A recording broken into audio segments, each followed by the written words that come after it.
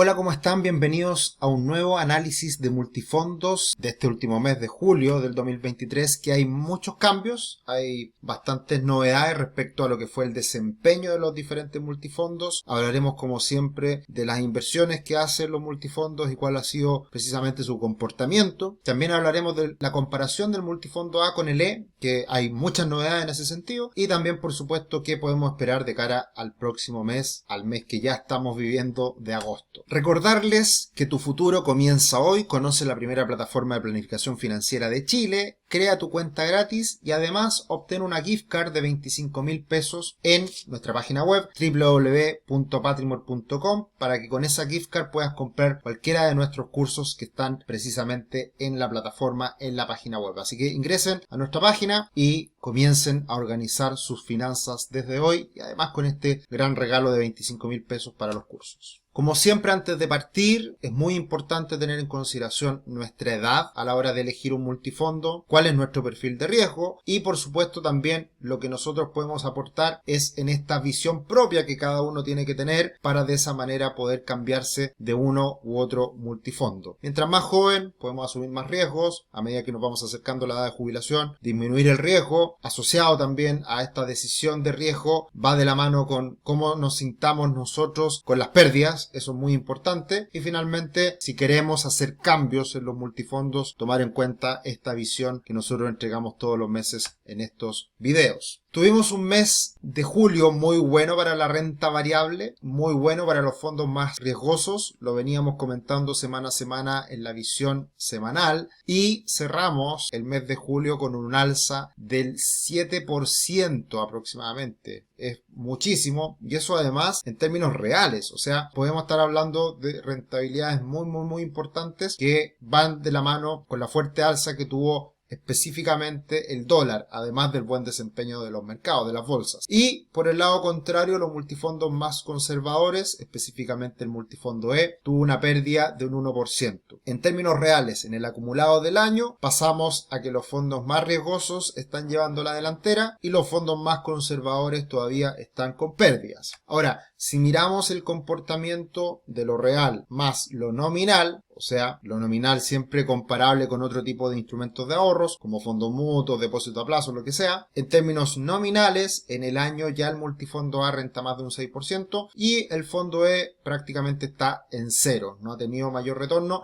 Recordemos que el año pasado fue espectacular para el fondo E y este año se ha quedado un poquito quieto. No tanto por la evolución de la renta fija chilena, que ha andado muy bien, sino que más bien por la renta fija internacional, que no lo ha pasado muy bien. Y también teniendo en cuenta de que se ha demorado esta baja de tasas de interés por parte del Banco Central de Chile y eso ya lo estamos viviendo ahora y podría tener consecuencias positivas de cara a los próximos meses. Como siempre, recordar que los límites máximos permitidos en renta variable en el fondo A es de un 80%, o sea, de todas formas tiene que tener un porcentaje en renta fija y eso es lo que siempre hace que el fondo A, fondo B sean más bien fondos balanceados, a diferencia de lo que uno pudiera pensar en lo que es un fondo de renta variable 100% que va totalmente ligado a los vaivenes de la bolsa. Así que eso siempre tenerlo en cuenta. Por eso hago mención muchas veces de lo que son estos límites máximos permitidos en renta variable y a su vez la diferencia en renta fija. Mirando el comportamiento de los diferentes fondos mutuos con que hacemos un breve análisis, una breve comparación de lo que es en este caso el fondo A de Habitat comparado con estos fondos arriesgados y balanceados que existen en el mercado, tenemos comportamientos bastante dispares y teniendo en cuenta los más arriesgados que son el Risky Norris de Fintual, el arriesgado de Focus o de Banchile, el agresivo digital, todos rentaron cerca de un 8% y precisamente el fondo A renta un poquito menos porque tiene ese porcentaje que tiene que destinar a otro tipo de activos, a renta fija. Entonces por eso que no es la misma rentabilidad y por eso siempre hay que mirar plazos más largos. Ahí podemos ver que en el último año la rentabilidad de todas formas sigue siendo baja del fondo A, pero no tan diferente, por ejemplo, al fondo arriesgado de SoyFocus, ¿ya? Y, evidentemente, como ha subido mucho las acciones tecnológicas en el último tiempo, hemos visto ahí un salto importante en los fondos de Fintual, que siempre tienen un porcentaje mayor a activos más riesgosos, y también el agresivo de Banchile. En los últimos 2 años, incluso ahí se equipara bastante más la cancha, así que por eso siempre la mirada a largo plazo es muy importante. Y mirando los fondos más conservadores, el fondo E tenemos que muestra una rentabilidad negativa porque el fondo E invierte en renta fija y la renta fija depende de las tasas, que hace que en su valor de mercado vaya fluctuando bastante, a diferencia de todos los comparables que son fondos que invierten mayoritariamente en depósito a plazo, money market, muchos activos de muy corta duración. Entonces, evidentemente en el último tiempo, esos activos, esos fondos mutuos que invierten en corta duración, le ha ido muy bien, asociado a las altas tasas de interés del Banco Central, pero si miramos en el largo plazo, el fondo E le gana por lejos a todos estos fondos. En los últimos 2 años, el fondo E renta cerca de un 25%, cuando todos estos otros fondos no rentan más de un 15, 17, por ahí. Entonces, eso hay que tener en cuenta y esa es nuestra perspectiva de cara al futuro, que con la baja de tasas por parte del Banco Central, lo que más beneficiado se va a ver son los fondos que invierten en renta fija a largo plazo, que se van a ver beneficiados por la baja de tasas. Así que eso lo iremos viendo ya con el inicio de baja de tasas por parte del Banco Central en los próximos meses. Y la explicación es muy sencilla de la alta rentabilidad de fondos mutuos muy arriesgados, que fue en torno a un 8%, porque básicamente es la suma del dólar más el Standard & Poor's 500. Si se dan cuenta, todo lo que subió el Standard & Poor's 500, que fue poquito más de un 3%, más toda la alza del dólar en el mes de julio, cercana a un 5%, eso suma un poquito más de un 8%, que fue la rentabilidad de los fondos más arriesgados. Y el fondo A, el fondo más arriesgado de los multifondos, rentó cerca de un 7%, porque tiene ese componente renta fija que le fue mal en el último mes. Así que ahí se empieza a entender un poco el comportamiento, el desempeño de los multifondos en función de en qué invierten el dinero. Y acá podemos ver la tabla que habitualmente mostramos mes a mes de las principales bolsas en el mundo, y ahí tenemos que el Standard & Poor's 500 y en general todos los índices principales de Estados Unidos subieron más de un 3%, impresionante el alza en el año del Standard & Poor's 500, más de un 20%, el Nasdaq más de un 44%, y en el resto del mundo tenemos buenos comportamientos en este año en lo que va y en los últimos 12 meses, que ahí podemos ver repunte importante en la parte derecha de las bolsas europeas. Tenemos ahí a Italia subiendo más de un 40%, a México también más de un 40%, a España más de un 30%, y el que destacó a nivel global en el último mes fue China, que subió un 7% y se empieza un poco a acercar al comportamiento de otras bolsas. Venía muy mal China hasta ahora y viene una cierta recuperación. Ahí están pasando hartas cosas en China y evidentemente a nosotros nos importa porque tiene impacto en los commodities, tiene impacto también en bolsas emergentes como la de Brasil. Brasil anduvo bastante bien también en julio, subió más de un 4% y este año sube más de un 24%, lo cual también habla del buen comportamiento que está teniendo la bolsa chilena en lo más reciente. Pero si miramos el comportamiento de la renta fija a nivel global, tenemos malos rendimientos en el mes de julio. Los bonos de largo plazo, que es este ETF TLT, cayó un 2,54 y en el año rentan muy poquito. Así que eso da cuenta del por qué la renta fija también ha mostrado malos desempeños en lo que va del año.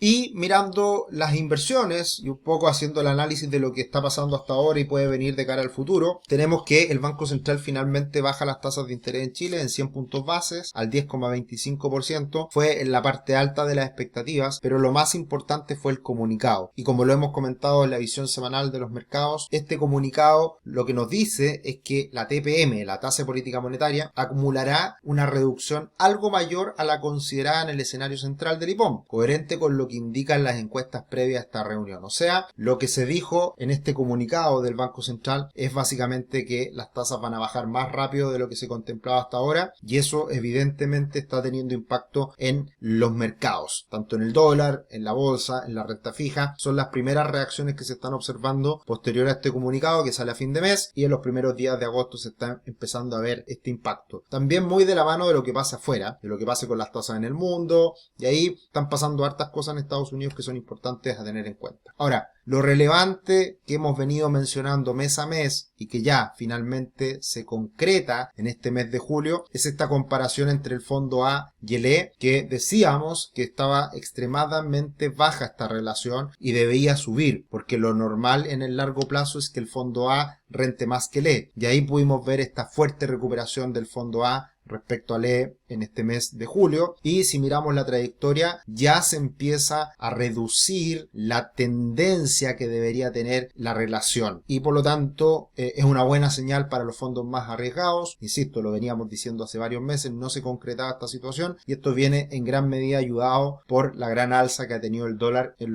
las últimas semanas. Ahora, ¿qué podemos esperar de cara al futuro? Hay algunas cosas que son relevantes de lo que está pasando en los mercados, que por un lado han subido mucho las bolsas norteamericanas y las bolsas del mundo, y por otro lado también da un poquito de susto de si es sostenible esta alza que hemos visto en lo más reciente. Y hay algunos gráficos que me gustaría destacar, como es este crecimiento tendencial del PIB de Estados Unidos, que se ha mantenido muy sólido, muy fuerte, y la recesión no llega, puede que llegue en el futuro, pero veremos cuándo ocurra, y hasta ahora precisamente el repunte de la bolsa y los buenos resultados empresariales que estamos conociendo en Estados Unidos van de la mano con que el crecimiento en el PIB, el crecimiento de Estados Unidos sigue bastante sólido, y eso hace que la decisión de tasas, la expectativa de tasas de que bajen en el futuro de la Fed se han ido prolongando en el tiempo. Cuando se dio la quiebra de los bancos regionales en Estados Unidos, se esperaba que ya prácticamente a fin de este año se bajaran las tasas. Esto ha ido cada vez moviéndose más hacia adelante y ahora se espera que la baja de tasa en Estados Unidos podría recién comenzar en el segundo trimestre del próximo año. Entonces esto puede ser visto como algo negativo por el hecho de que todos queremos bajas tasas de interés, pero lo positivo es que no está siendo necesario bajarlas porque no hay una crisis, una recesión a la vista. Entonces también es una buena noticia el hecho de que las tasas se hayan subido, no suba más, eso es muy importante, pero que además se postergue esta baja de tasa en el futuro. Y raya para la suma en todo este periodo, desde el momento en que se comienzan a subir las tasas en Estados Unidos, la bolsa ha subido. Aquí está como desde el 16 de marzo del 2022 que comienza la alza de tasa y suben en 5% hasta ahora, la bolsa cayó por supuesto, peor momento octubre del año pasado, pero de ese momento, del 16 de marzo a la fecha, la bolsa norteamericana tiene rentabilidad positiva. ¿Qué quiero decir con esto? En que evidentemente hay impacto de algunas cosas que pasan en la economía en el corto plazo, pero a largo plazo todo se tiende a moderar y a mostrar una tendencia que en el largo plazo sigue siendo alcista para la bolsa norteamericana.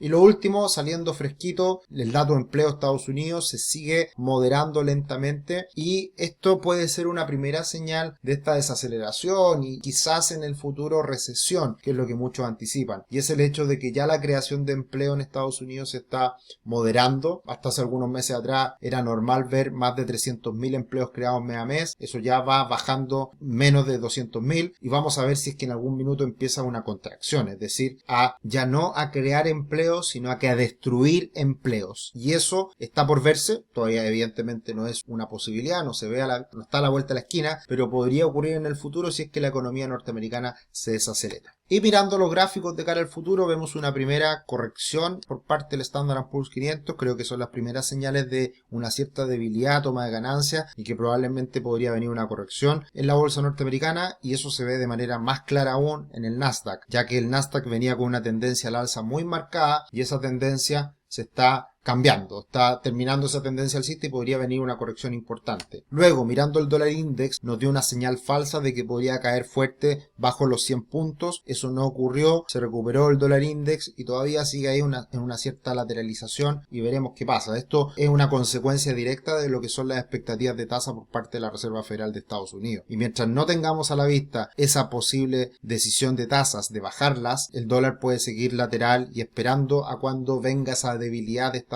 Unidos y esa baja de tasas futuras. Y finalmente, lo más importante del último mes de julio y a lo que hay que ponerle mucha atención es al dólar en Chile. Hablábamos de esta zona de congestión triángulo que se estrechaba y cuando rompiera al alza o la baja íbamos a ver un movimiento importante. Básicamente lo que muestro en este gráfico es con esa línea, esa raya roja vertical, la amplitud del triángulo es lo que debería haber ido a buscar como objetivo y ya prácticamente se cumple. De hecho, llega a los 860 pesos el dólar, que es una corrección del 38,2% Fibonacci de toda la caída desde los 1.000 pesos hasta los 770 de algunas semanas atrás. Entonces, podríamos decir que ya está alcanzando ciertos niveles objetivos y ahora vamos a ver qué pasa. Hasta ahí llega y se estabiliza o sigue esta tendencia al alza en el corto plazo. Y eso va a depender mucho de lo que siga haciendo el Banco Central, pero principalmente de ahora en adelante lo que pase con el dólar en el mundo y con el cobre específicamente. Y por último, los bonos del Tesoro de 10 años subieron con bastante fuerza en los últimos días, pero hay un cambio, hay un giro a partir del dato de empleo de Estados Unidos. Así que